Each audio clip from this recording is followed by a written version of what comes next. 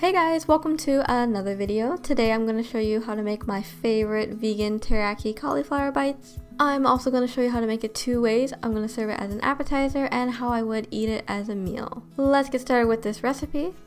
We're going to start by making our homemade teriyaki sauce. In a small pot I have some brown sugar that I'm just crumbling up here, soy sauce, mirin, which is a Japanese sweet rice wine. This will help make the sauce shiny, a little bit of ginger and garlic powder, some red pepper flakes because I'm making this a spicy teriyaki sauce. If you don't want it spicy, just eliminate it.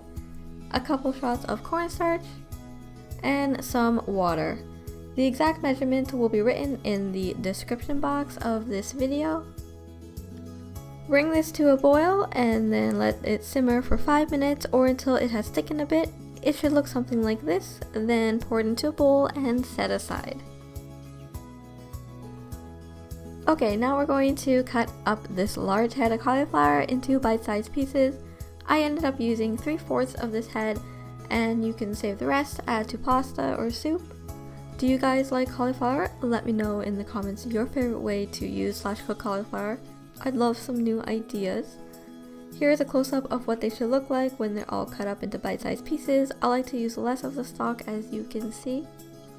In one bowl, I'm going to add some flour, garlic powder, salt, black pepper, and some almond milk. I'm using the original flavor. Mix that together until smooth, adding more almond milk to loosen it a bit. In our second bowl, I'm adding some panko crumbs. Now we're going to dip our cauliflower in the wet mixture, then the panko crumbs, and then place them on a parchment-lined baking sheet, repeating these steps like this. And then we're going to bake them at 450 degrees for 20 minutes. Take them out of the oven and then brush some of your homemade spicy teriyaki sauce that you made earlier on top, and then pop it back into your oven for another 8 to 10 minutes, and this is what they should look like when they're done. Oh my gosh guys, these were so good! First, I'm going to be serving it up as an appetizer, and second, I'm going to turn it into a meal by serving it in a bowl with some roasted tomatoes, peas, cucumber flowers, rice, and a little bit of lemon juice.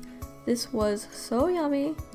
Thank you so much for watching. If you enjoyed this video, please give it a thumbs up. If you make this recipe, please tag me on Instagram, as I would love to see your recreations. And here's my Instagram if you would like to see more vegan recipe and meal inspirations, so be sure to check that out. And I'll see you guys in my next video. Bye!